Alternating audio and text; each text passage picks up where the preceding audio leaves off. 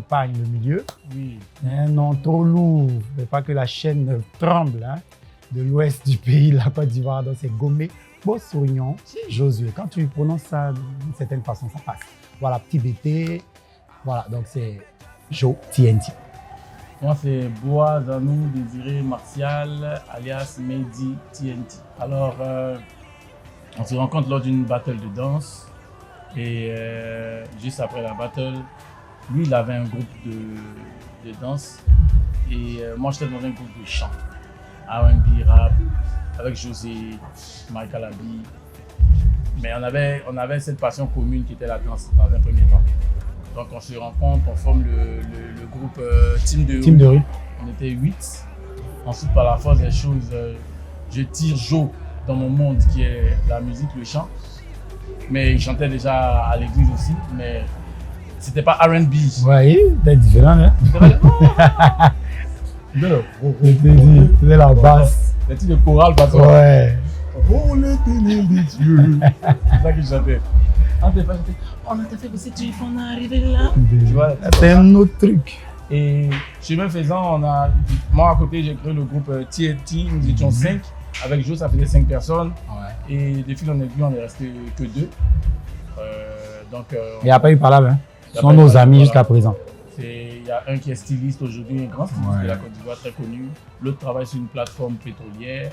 Et voilà, donc chemin faisant, on a fait 10 ans de carrière, nous sommes là aujourd'hui et ça se passe super bien, même si le petit me fatigue un peu. J'étais dans un groupe de rap R&B qui s'appelait 22e District et j'avais envie parce que là-bas, je n'étais pas libre de mes mouvements, c'est-à-dire que les compositions que moi je créais, qui me parlaient, je n'étais pas retenu dans ce groupe-là. On faisait d'autres chansons, donc j'ai préféré créer un autre groupe avec certains amis et je peux dire, on ne peut pas parler de déclic pour avoir créé et rester 2 parce que on n'a jamais voulu se séparer ou bien on n'a jamais voulu que les autres partent. Hein.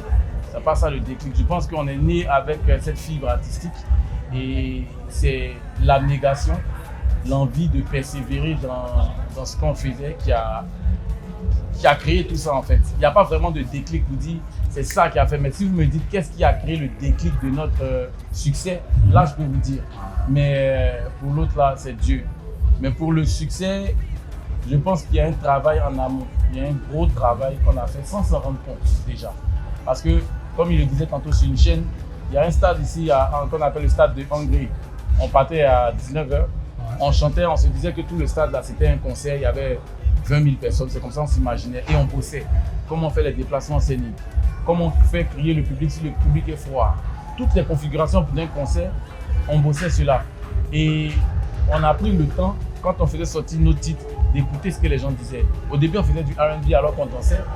Et à force d'écouter les gens, à force de parfaire notre mélodie, nos chansons, on a créé notre style propre à nous, qui est un mélange d'afro et de musique traditionnelle qui fait l'afro-mix en fait. Très belle question. Moi déjà, j'ai un souci avec, je ne vais pas dire en Côte d'Ivoire seulement, mais on a encore un problème en Afrique. On n'accepte pas la musique comme un métier jusqu'à présent. On n'accepte pas et déjà il faut que ça change.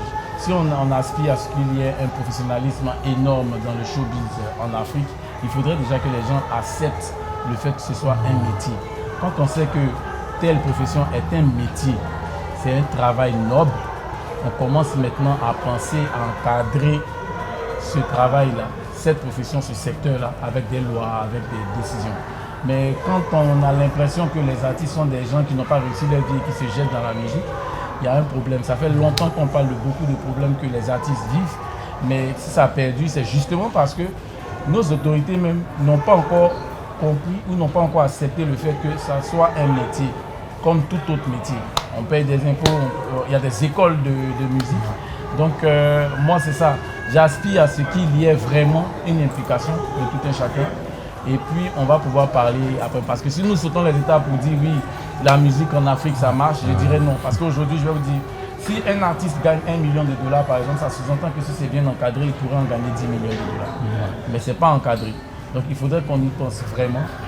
Et puis les choses vont se faire. Vous voyez en Europe, même avec un seul titre, l'artiste peut vivre de son métier. Avec un seul titre, un seul hit, il peut arrêter de chanter, il peut bien vivre. Mais en Afrique c'est compliqué, vous pouvez aligner 11, 20, 50 titres. Ça sera compliqué. Parce qu'il faudrait encadrer. Et moi, je lance cet appel-là à nos autorités. Ça commence par des petites actions.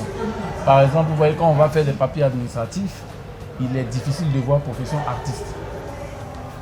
Dans les professions, lorsque vous cherchez, on vous demande vous faites quoi dans la vie, vous dites je suis artiste chanteur. Quand il tape dans le truc de profession, il n'y a pas artiste chanteur. C'est pas prédéfini dans la base. On dit que c'est pas reconnu. Il faut que ça soit reconnu déjà et puis les choses vont aller sur de bonnes rails. On va appeler ça un cocktail. Hein. C'est de l'afro-mix. C'est-à-dire qu'on mélange tous les styles, tous les arts.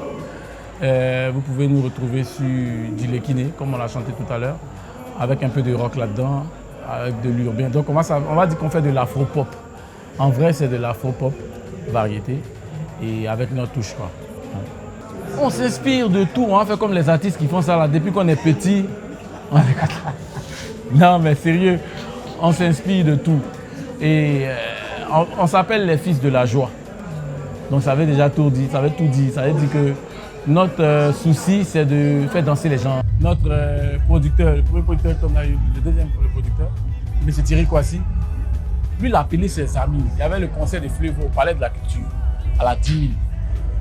Donc il a appelé, il dit non, lui, ces gars-là, ils sont dangereux, ils n'ont qu'à venir, ils vont voir. Donc nous aussi, on arrive comme ça. Claire Bailly est passé avant nous, ça crie. Kif Nobit est passé avant nous, ça crie. Quand on annonce TNT comme ça, là, même poisson qui est dans la gueule, on l'entend nager. Il n'y a pas de bruit. On entend pressé, ils sont déposés, et puis ils sont là, mais le prochain artiste vient quand?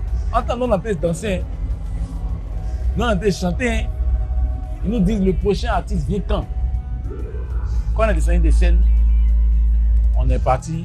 Je crois que 2 semaines plus tard, le même titre qu'ils n'ont pas écouté, on se réveille un matin. Ils nous appellent du Mali, Togo, Bénin. On dit les gars, c'est caté. Votre chanson marche là-bas. On dit mais vous dites quoi? Après on vient à Abidjan.